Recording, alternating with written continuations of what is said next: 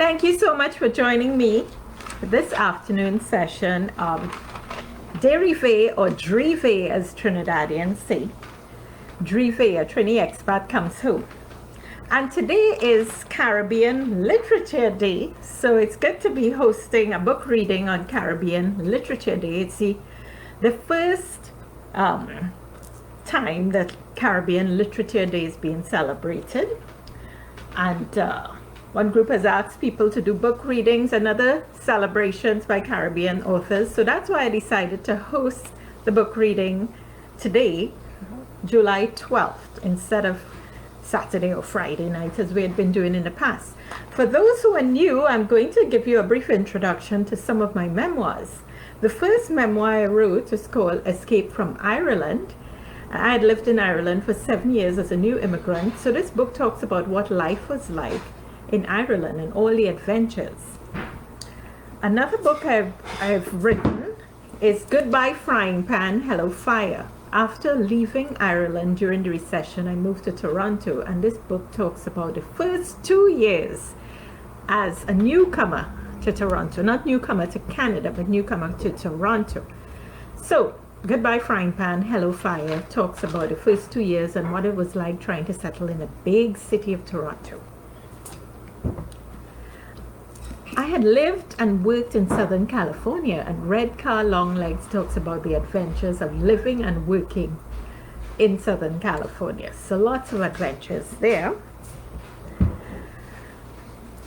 My most recent publication, Where My Car Keys, this talks about my mother's journey with Alzheimer's disease and how our family coped. And for me, writing this book was a form of healing because I felt really sad, of course, when my mother passed away. So to try to get over her death, I wrote this book, and it was really a good form of healing. I also did a children's companion book, which is my first illustrated children's book. And it talks about my mother's journey with Alzheimer's disease from the perspective of my nephew, who watched her suffer, over a 12-year period. And so today, I'm reading from Dreevay, Trini Expat Comes Home. Now, any Trinis out there, do you know what image is on the cover? It's one of my photographs. Oh, hi, Jill. So somebody in the chat box, tell me what image is on the cover of Dreevay. Anybody? What image is on the cover of Dreevay? Trinidadians would know this one, or people who have visited Trinidad, because this is one of the favorite spots to take a photograph. Anybody?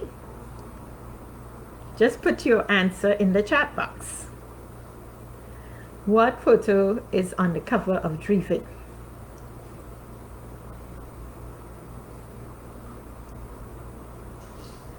So while I'm waiting for the answers, I'm going to read from the introduction to the book. As a Trinidadian expat, I've found myself living and working in cities around the world. The most heartwarming experience in every country was to encounter another Trinidadian expat on a similar adventure of assimilating into a foreign culture. Every time I return home, I find a country quite different from the one I left behind. Friends have moved away, and those who've never relocated are busy with their lives. It's not easy being a Trini expat who has an idealized and sometimes unrealistic vision of Trinidad, which is one big happy carnival party, while ordinary people carry on with their daily lives. Having strong ties with immediate family is one main reason to return. When elderly parents become ill or incapacitated, the guilt of leaving them behind creates a stronger urge to return. Dreevay is a collection of stories describing some of my adventures as I travel from country to country, including return visits to Trinidad and Tobago, my country of birth. The memoir details a roller coaster of emotions during a visit to Africa, my ancestral home, as well as hurdles in entering and leaving North America. The book provides some nostalgia for Trinidadian expats living in foreign lands and opens a whole new world to readers who've never traveled to this multicultural country. Residents of Trinidad and Tobago would find the expats' nostalgia and attachment to the good old days amusing. But this is all we have to keep us grounded. Expressions and sayings of Trinidad and Tobago are highlighted in italics throughout the book, and a glossary at the end explains the meanings. So at the end of the book, I have a nice glossary that explains many Trinidadian sayings to anyone who's not familiar. You know, like Bajon, a man who likes to fight, and Bazodi, confused or astonished. So all sorts of good Trini sayings at the back of the book. So someone who is not familiar with the Trinidadian parlance can look at the back and get the explanation. So that's one of the highlights of this book. Right, Ojil said maracas. Yes, very good. That photograph on the cover I took some years ago on the way up to Maracas Beach at the lookout point.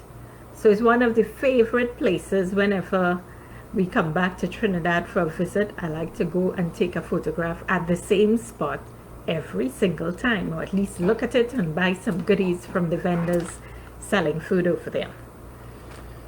Right. So in Derivé, I talk about returning for Carnival, for my dad's funeral. When my mother got sick and was in hospital, I returned, and for various festivals like book festivals, jazz festival, etc. So I'll read some of these stories for you.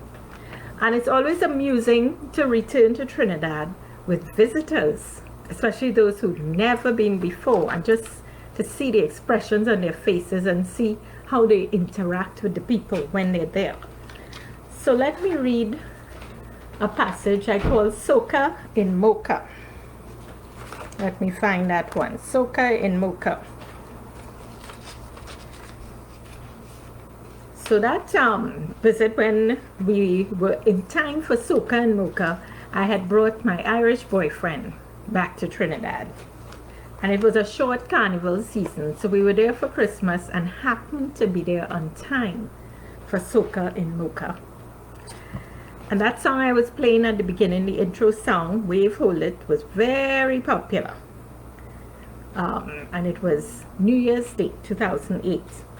So a new year had started, and new soca songs filled the airwaves. It was New Year's Day, 2008, and the short carnival season was upon us.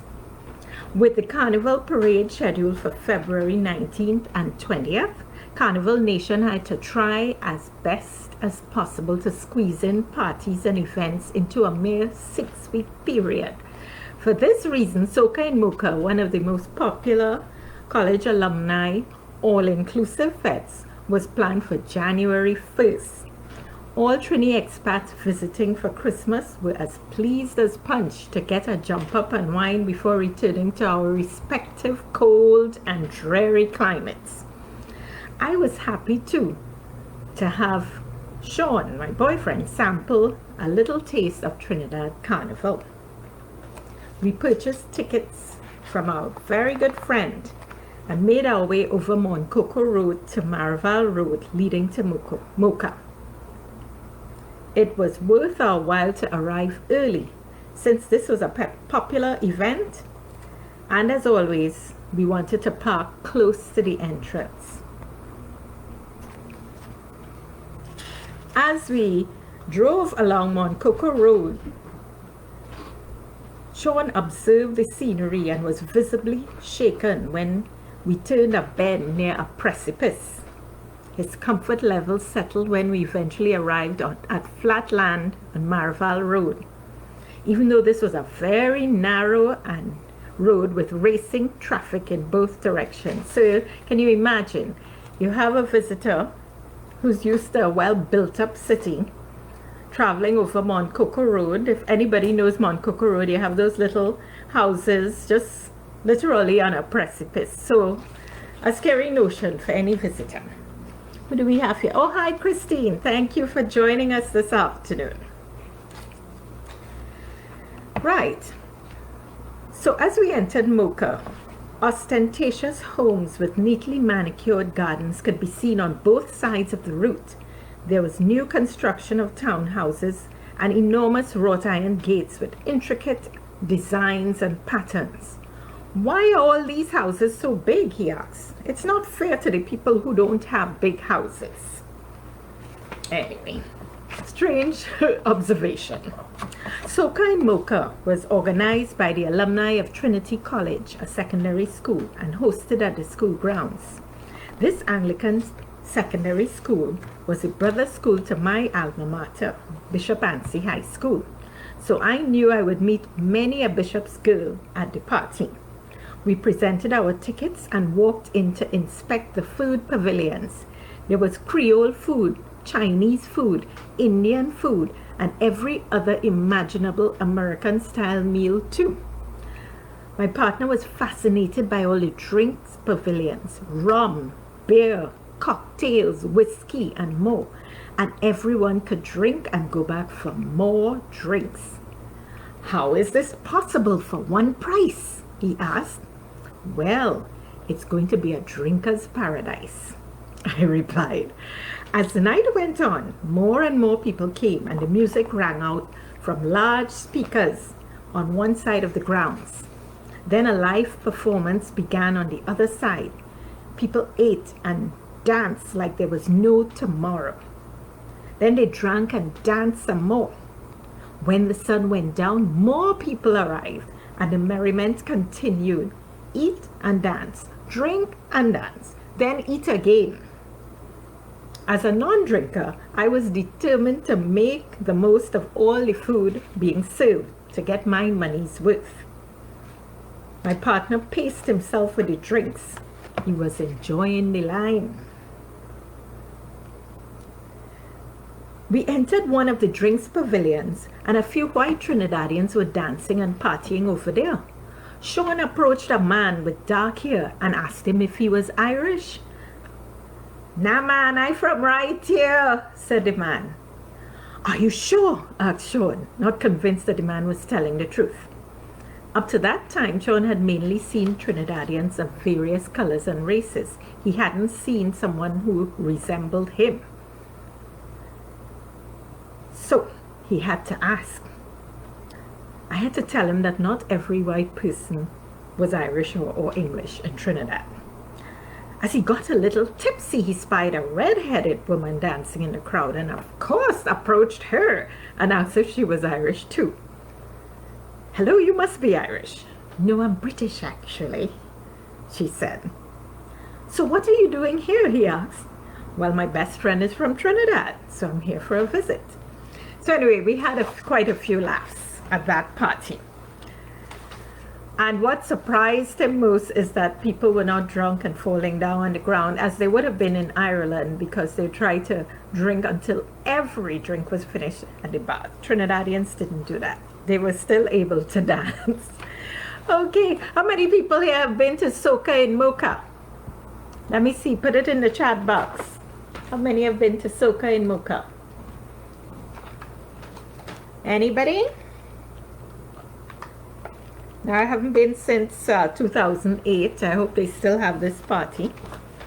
So put it in the chat box if you've been to that big all-inclusive fete called Soca in Mocha.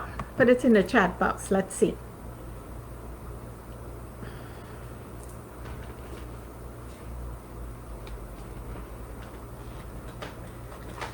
Now, I'm going to read about a more somber period. This is when my father passed away, and of course it is always very sad when you have to go back home to visit a relative that's passed away. Well, not to visit, but actually attend the funeral and plan the funeral. It's quite a sad time to return home, but unfortunately for expats, this is what happens. So my dad died in April 2010. I was living in Ireland with my daughter, and we had to return to Trinidad. So this part of the book, Funeral for Poke, We arrived early at the church before the funeral home was scheduled to bring the casket. Tiffany, Colette, my mother, and I dressed early and came to the church to take in the scene. The church had been decorated for the weekend services, so plants and flowers were everywhere. When the funeral home brought the casket, they placed it near the main entrance and asked if we wanted the top to be opened. I didn't object. It was one way for visitors to pay their last respects. The church looked the same as it did when we were growing up. The polished gray concrete floors, cherry brown wooden pews, and concrete gray brick side walls open to the top to let in fresh air remained the same. It was modern architecture with gaps in the walls that were created with metal gratings to let in more air. The altar formed an island near the back of the church. This priest was a young fellow I'd never seen before. However, I had left Trinidad at least 18 years before, and I should not have expected things to stay the same as when I left. I wondered about Father Gray, the priest we knew when we were growing up. Why couldn't he officiate at Pop's funeral? I heard he was still alive and serving in other parishes at the time. My father was a retired secondary school teacher and principal, as well as being actively involved in the Lions Club, providing community service for years. He was also an avid tennis player since his university days. This meant that the church was crowded with people from all walks of life. The members of his Lions chapter wanted to officiate as pallbearers and also give a speech at the service. Many past pupils, teachers, and staff of various schools where he taught history and English and officiated as principal were in attendance. Some of the faces were familiar since many of our family friends over the decades were teachers. This usually happened in a household where both parents were educators. I also taught for a brief period at the school where Daddy was principal. So as I walked around the church briefly greeting some of the teachers, it brought back memories of the good old days. Daddy got the nickname Pork in the Callaloo, shortened as Poke, from an early age. So people spoke about Poke affectionately, and at home we called him Pops.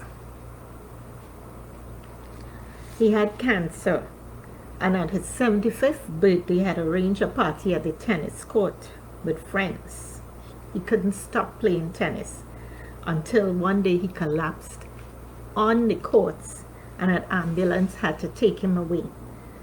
That ended his tennis career, and it was like a slow death for him following that incident.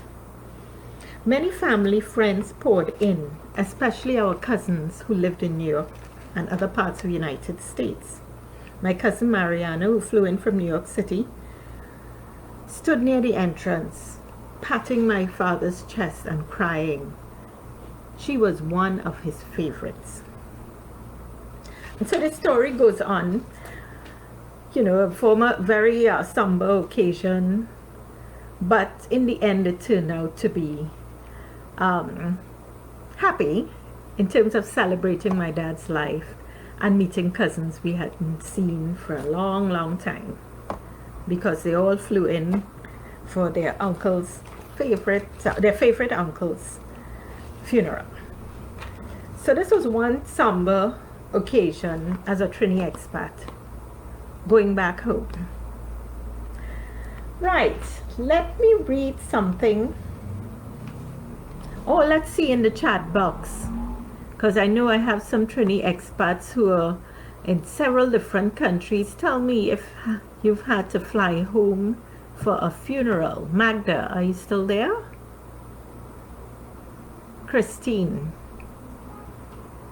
did you ever have to fly back to Trinidad for a somber occasion like a funeral? Anybody?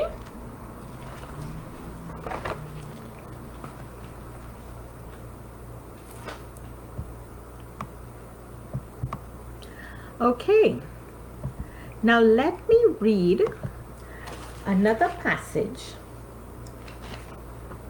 You know, coming to and from United States, where I lived for some time, I would always try to bring in some mangoes or fruits from Trinidad, and you're not allowed to bring in fruit.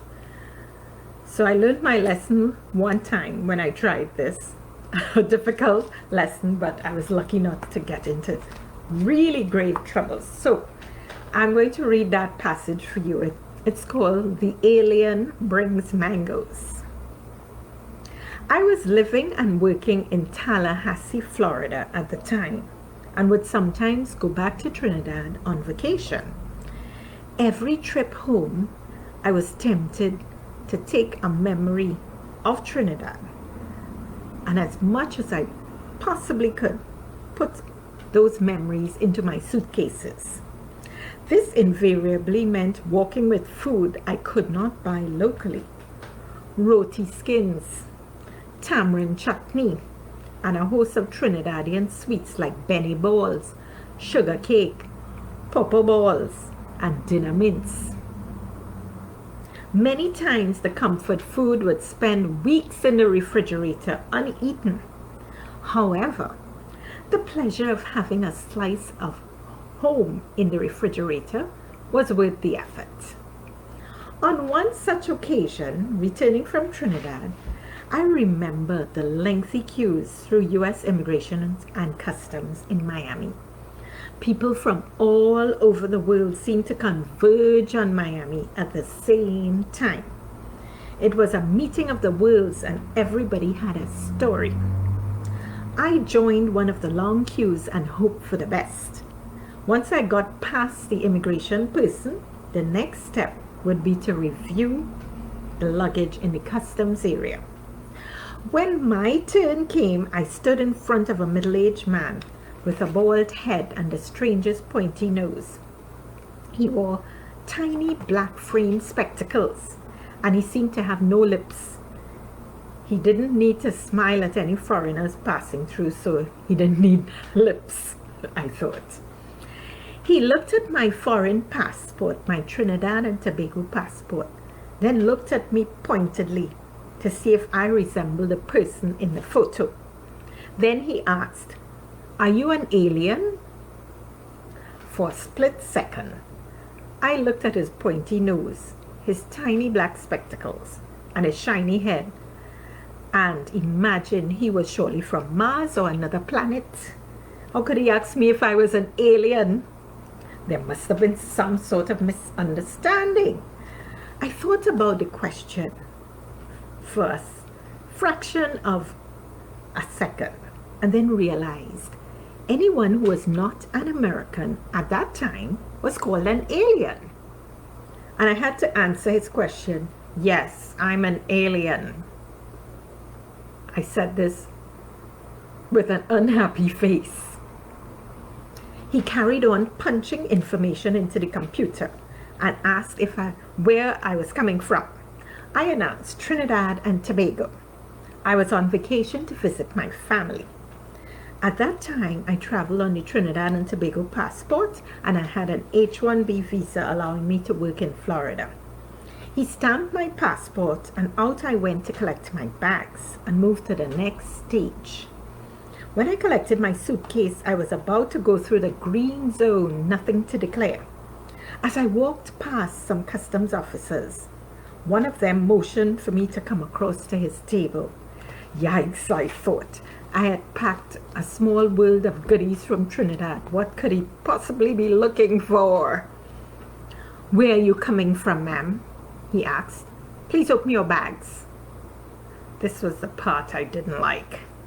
He was going to see my smelly smoked herring and saltfish, frozen roti skins, and cheddar cheese. You know that cheddar cheese we get in Trinidad, the big chunks of cheese. I used to like to bring that. I was sure to cook the callaloo bush so they wouldn't think it was marijuana. One could never be too careful. Customs always believe people from the Caribbean were carrying drugs. Poor me, I never smoked cigarettes in my life and wouldn't know what to do with anything else. I had double wrapped food in plastic bags and then it closed so they wouldn't be too noticeable. What do you have here? Asked the officer. Oh, just a few favorite foods, I said with a nervous smile. I started sweating, wondering if he would find pieces of salted pigtail that I had stashed to use as flavoring for my bean stews. I heaved a heavy sigh when he glossed over that part. Any fruits? He probed. Oh no, nothing at all, I said with confidence as he continued searching. I had boxes of orchard fruit punch, a tin of Milo, and a bag of Kerrygold powdered milk with some Tunnock's wafers and some other sweets. What's this? He asked as he spotted a bottle of green seasoning. Oh, that's just some herbs in vinegar, I said. We use it to marinate meat. I had bought a fresh bunch of herbs at the Port of Spain Central Market a few days before, and Mommy had cleaned the chives, shadow benny, fresh thyme, celery, and blended this with Scotch bonnet pepper and garlic and vinegar. It was delicious. Potent green blend of seasoning to be used for all the food I was cooking. I hoped against hope they wouldn't take away my green seasoning. The officer continued digging and then came across an opaque plastic bag. And what's in this bag, ma'am? He asked. I shrugged. Oh, I'm not too sure. With that, he cut open the bag to reveal about 10 Julie mangoes. So to find out what happened next, you have to get your copy of Dreevay, a Trini Expat Comes Home. Hi, Lauren. Oh, hi, Nancy. Good to see you. So how many people have tried bringing back all sorts of goodies like what I described in my book? Let's see. Yes, Lauren, I brought back smoked herring because where I was living at the time in Tallahassee, Florida, I couldn't get it. Couldn't get it at all. Let's see. Anybody, what did you bring back from Trinidad on a visit? Pastels, yes, green seasonings, roti skin, curry mango. Yes, Jill, that's a good list of comfort food. We can't forget our comfort food when we're traveling from Trinidad. So let me play a little music and drink some water. Uh-oh. Yes, just needed a little drink of water. Thanks so much to everyone who just joined. Hi, Nancy. Hi, Lauren. Good to see you. Now, I'm going to read a passage from when my mom was admitted into hospital. She had Alzheimer's disease. She was staying at a senior's home. It didn't work out at that home. And you know, it's very difficult to try and supervise from thousands of miles away what happens at a senior's home with one's parents. Anyway, that particular senior's home ended up not being the best for her. She got gravely ill and ended up in Port of Spain General Hospital. So I'm going to read a few passages from the book that talks about my mother's time in hospital. Some stories are really funny and some not so funny, especially when she was first admitted. So the doctors at the hospital would do their rounds early in the morning, and they didn't really like to speak to family members and visitors. But I never took no for an answer, and I asked many questions. So I asked 100 questions of the main doctor in the group who did the rounds looking at my mother that morning. I wanted him to speak to me. By my fourth question, he seemed a little irritated. Anything else? He asked. Yes, I said. What's that big bump at the back of her neck? Is that a swollen lymph node? Have you seen it? I asked. Even if he hadn't noticed this, he said he did, just to be nice, and told me it was not a swollen lymph node. The doctors and nurses might have missed this, I thought. I only found the huge golf ball-sized bump when I was adjusting Gloria's pillow.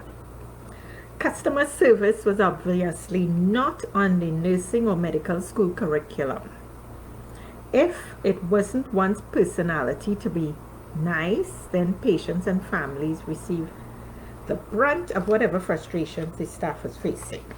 The saga continued as Mommy was being treated for a host of ailments with no simple solution. Antibiotics for an infection which looked like it had spread to the blood, insulin for high blood sugar, a constant saline drip to rehydrate the body. Her left leg was swollen to twice the size of the other leg, and the doctor said she may have had a blood clot. They had to take an ultrasound of her leg.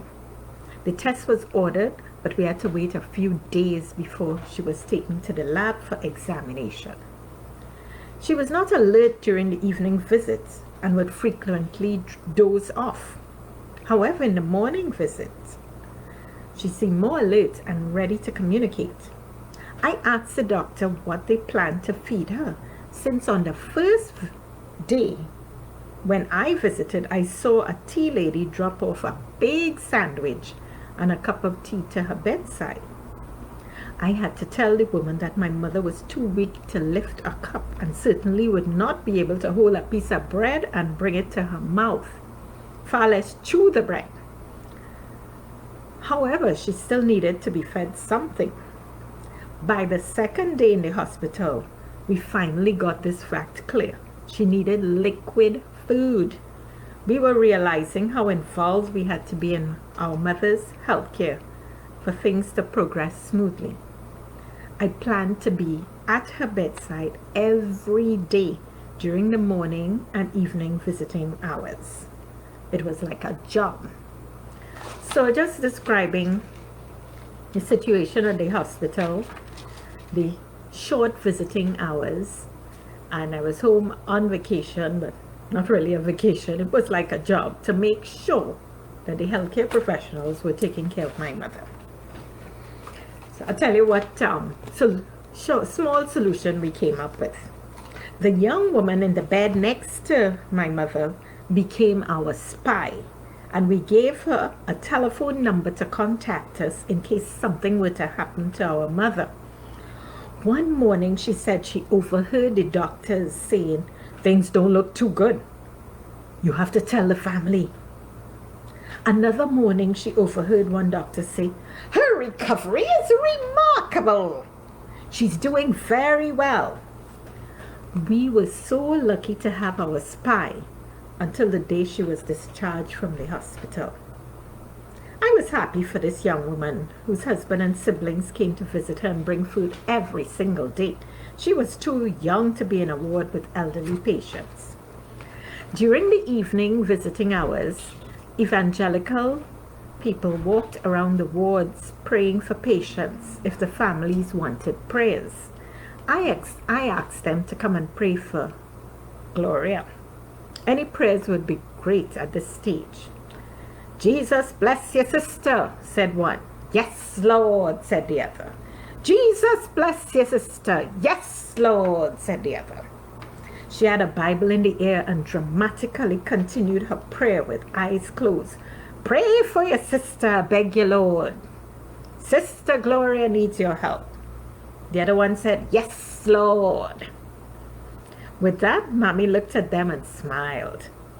After a few more phrases of praise, we thanked them and they packed up and moved to the bed of the 94-year-old woman opposite.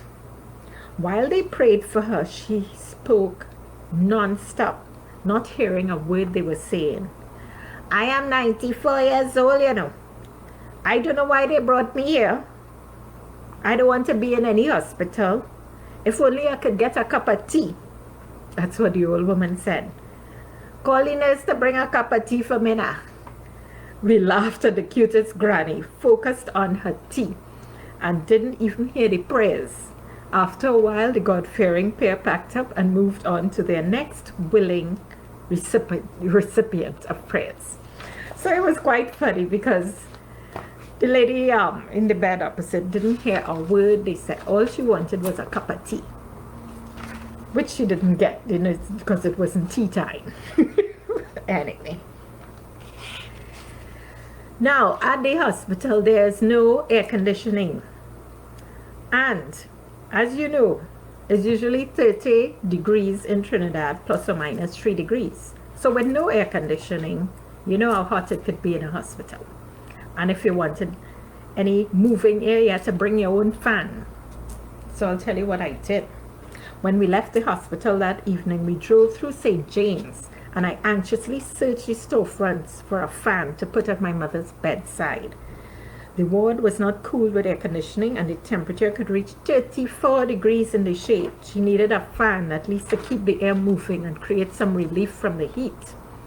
It seemed nobody gave her water from the bottle we left at her bedside during the day. A good fan was critical to keep her cool. At a hardware store in St. James, I saw a sign that said floor fans, $99. We pulled aside right away to grab this special deal. As I bought the fan, I felt dizzy with the heat. All I saw on the front of the fan was a cartoon of a donkey. The attendant plugged it in to ensure that it worked. And he said, "This fan comes with a 1-day warranty." 1 day. What do you mean by 1-day warranty? Is the fan any good, or will it break down the minute I walk out of your store? I asked him. He and the cashier laughed heartily. He said, "Oh, I meant to say it's 24 hours guarantee." And we all laughed heartily. I hoped the flimsy fan would hold up to the ravages of the hospital. All we had to do was plug it in and leave it on day and night.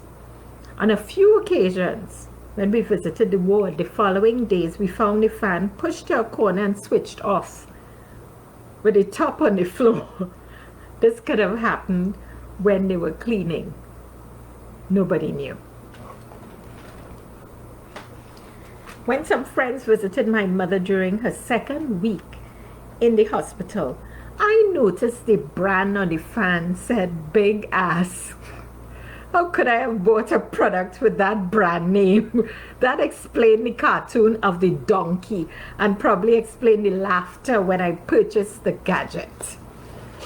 Can you imagine the brand name? That's why it was so cheap, with a 24-hour warranty or guarantee, as they told me. Anyway, it didn't last very long, but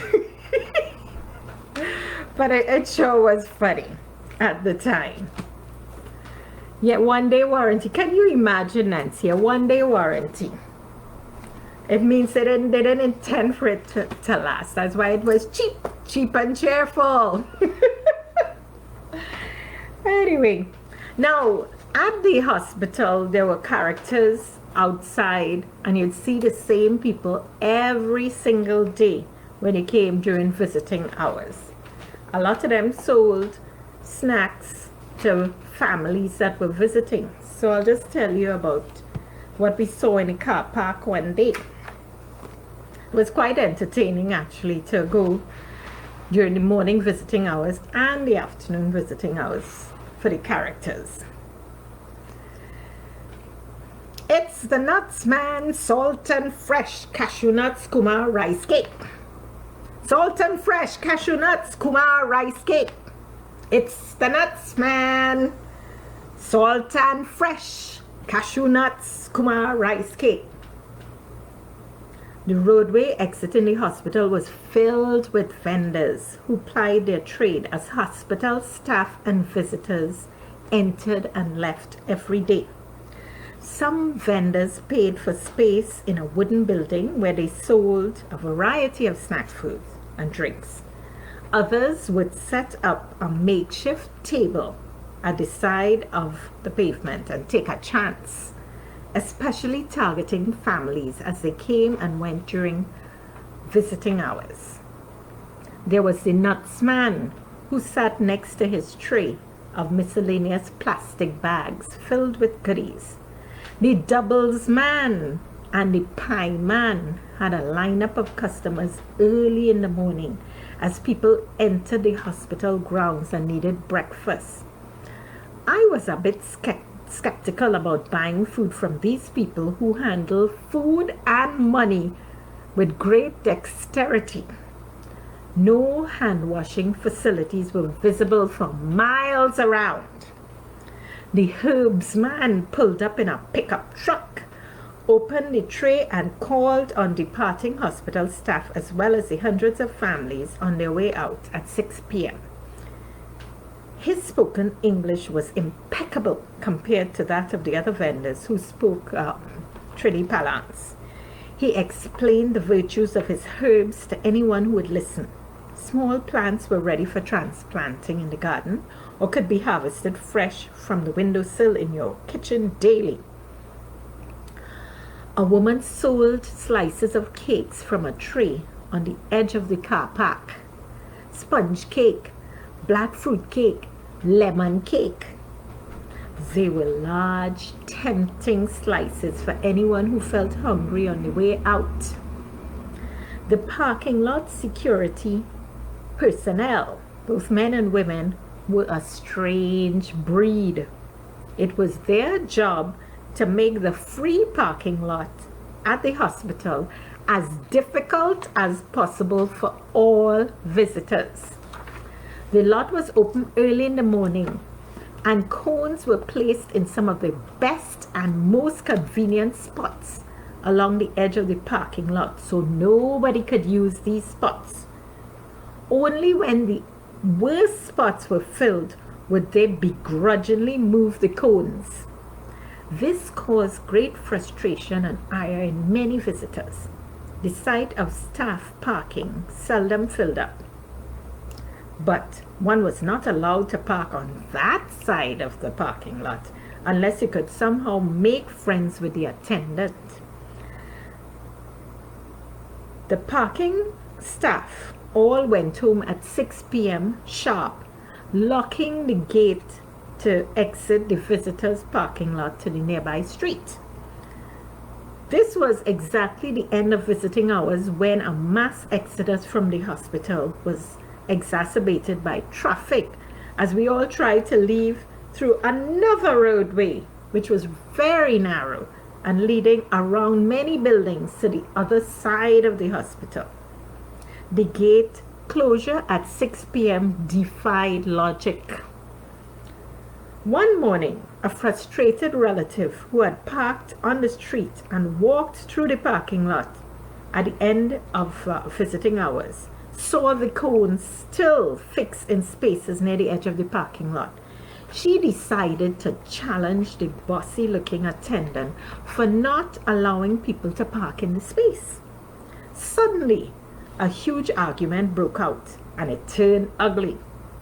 Why are you so stupid? You have the cones in the space and people have to park outside the hospital. Ma'am, mind your business and keep walking, said the attendant. Well, that comment really irritated the woman, who decided to spend another 10 minutes berating the parking lot attendant. That is why you so working in a parking lot. You're uneducated and it is the only job you could get, said the irate visitor. Ma'am, I said to mind your business. I am in charge of this parking lot, said the attendant. What the hell? I'm sure you don't even have a car. You're so blasted stupid. Why the hell you don't give people a space to park? I had to walk quite the hell outside and you're hogging all the spaces in here. This visitor was fuming mad. The women argued back and forth, and it seemed to me like a fist fight could break out at any moment. The visitor was not backing down. I asked my sister to drive out quickly so we wouldn't have to get caught up in the traffic leaving the site because of a fight. The sun was beating down on us that morning. The morning dew had long burned off. So what do you think about this, folks? Fight almost broke out in the parking lot. Let me see your comments there. Because at the hospital, you had the people selling food, the parking lot attendants. There were several characters that we saw day after day as we went there every single day for a couple of weeks. Tell me what you think of these people. And at the end of the day, miscellaneous people would open up their cars and sell slices of cake or herbs or anything you wanted because they knew they'd have a captive audience leaving the hospital. So it was quite interesting to see these characters every single day.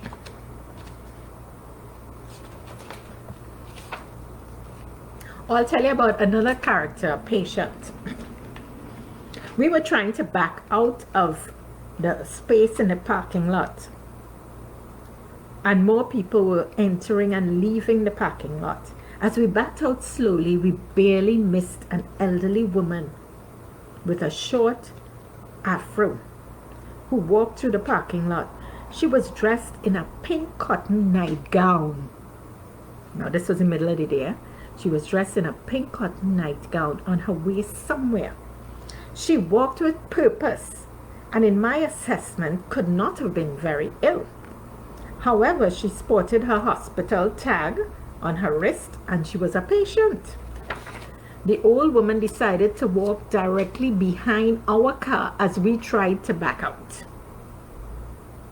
We were going to see her every single day at 9 a.m. sharp, leaving the parking lot to go somewhere.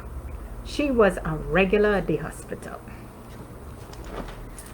So that was another character that we saw every single day, heading somewhere in a nightgown at 9 a.m. with the hospital wristband, just heading somewhere every single day. Let's see, life in Trinidad. I used to live in St. Anne. Oh yes, when you lived in St. Anne, you saw a lot of crazy people. But this was a regular hospital, and the characters were endless. So it was quite entertaining. Yes, our mother was ill in the hospital, but we were entertained by the characters all around. The nurses, the doctors, the vendors, just everybody. It was constant entertainment. Any other comments about the hospital characters? What do people think about them?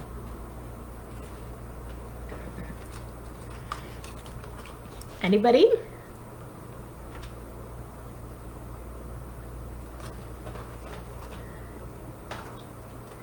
Now I'm going to tell you about one incident when my mother was at a senior's home. So she didn't really speak in complete sentences after a while because of her Alzheimer's disease, but she was quite mischievous nevertheless. So with a bit of mischief one morning, my mom told me the nurse had hit her. I asked, did she really do that, Gloria? The nurse looked at my mom in disbelief. Did I hit you, Gloria? I hit you? And then my mother looked at me and said, nope. And then she sent kisses to the nurse. In fact, my mother was the one who had fought the nurse while she tried to seat her in the wheelchair that morning. When my mother had left the hospital, she was back to her feisty ways, pinching the nurses and biting them sometimes. She was not mobile anymore, but very mischievous. Most days she spent in her wheelchair, looking out at the beautiful lush vegetation in the mountains. at the new seniors' home. The air was fresh, and the big dog Skipper passed every once in a while to say hello. On my last day of a visit to Trinidad, I felt happy to know that my mother would be in caring hands in a new seniors' home. "Mommy, will you be okay until I see you again?" I asked. "Yes, darling," she said, and gave me a big hug and a kiss. I used to look forward so much to getting a hug and a kiss when my mom was still able to do so. And she would always say, "Yes, darling." When I said, "Will I see you again?" "Yes, darling." It was the most comforting feeling. Because, as you know, when you're thousands of miles away, or well, maybe you don't know, but those who have experienced this, it is very sad to leave an ill parent behind and not know if you would ever see them alive again. So, I will round off our session with a little poem that I wrote called Diary of a Trini Expat. I went away and I came back again. Have I changed, or has my country changed? Why doesn't anybody recognize me? Where are all the friends I used to know? Some have moved to distant lands. The ones left behind seem not to know me anymore. Will they accept me, or am I just like any foreigner? I've come for the laughter and enjoyment. I've come for carnival. I've come for Christmas, the parang and the soca. I crave bacchanal before I go back to the cold. What about the food? Is a roti still important? Can I not get this in the big city? They say the taste is different. It's all about the seasoning. The culture must have changed. People have more foreign things than before.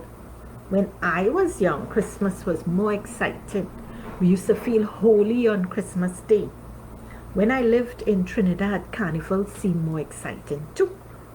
When I lived in Trinidad, we didn't sing Calypso on Ash Wednesday. When I lived in Trinidad, we fasted during Lent and we didn't party until Gloria Saturday. When I lived in Trinidad, you didn't have to lock up the house or call anybody before you visited. What happened? Why has the culture changed so much? Why is it I don't recognize most people in a crowd? When did all the children become adults? I had hoped the culture wouldn't change. I want to recapture my childhood when I visit. I've boasted to people in foreign lands about my country. Alas, it's not the same as when I left. I'm longing for a past that will never return. I start to compare my country with foreign lands. Complaining gets me nowhere. Nothing is the same. Realizing the changes, I know I'll have to leave. Seeking more adventure, I know I'll have to leave again. Will my child ever truly know where I came from? My family is still here, so I'll have to come back. I promise to return to recharge and renew, but I cannot stay. I'll take roti skins, julie mango, green seasoning, and pigeon peas. I'll take some rum punch, bitters, sorrel, and Moby back. I'll take some sugar cake, cassava pone, and pastels. Anything that will help to keep me grounded. I'll squeeze anything into that big suitcase, slowly losing ties with my roots. I'm afraid of becoming a lost soul in a watered-down society. So thank you everyone for listening. That's how I ended the book in my Diary of a Trini Expat. You know, as a Trini Expat, we try to squeeze everything into the suitcase and travel with a taste of Trinidad back to wherever we're going. Trinidad is not the same. What can we do? No place stays the same. So tell me, people in the chat box, if you're Trini, when was the last time you visited?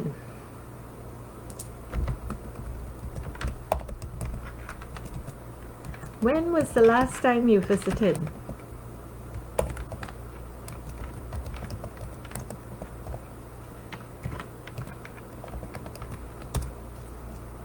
Oops. Uh-oh. I have to change this. I'm going to adjust that. I'm putting my website in the chat box. JennylyndJames.com books. So when you get a chance, please check out my website, JennylyndJames.com books, to see descriptions of all the memoirs. And don't forget to like my Facebook page, Jennylynd James Writer. Please like my Facebook page and share it with friends so they can also join in the next time we have a book reading. Oh, Lauren, you were there for Carnival this year. Lucky you! Because we don't know when we're going to have a big carnival like that again. So you were sure lucky to be there for Carnival this year. Anybody else? I know we have a few Trinis actually living in Trinidad. Well, thank you so much, everyone, for joining this afternoon. I surely appreciate your presence during the book reading. And please invite friends next time we have a book reading. I'll send out a notice. We'll try to have one next weekend. Thank you so much again, everybody, for participating. Do like my Facebook page, Jennylynd James Writer, and check out my website to see a description of the books. All the books are there, and I have a new book coming up, fiction. Young adult fiction. So it's my first experiment with young adult fiction. Thanks again, and bye-bye, everybody. Take care. See you next time. Bye. Thanks, Magda. Invite friends to the next book reading. Tell some more friends wherever you're living. Lauren, invite friends from Texas. Magda, invite some friends from the UK. We'd like to have more friends come and enjoy the book reading and participate. Bye, everybody. Bye-bye.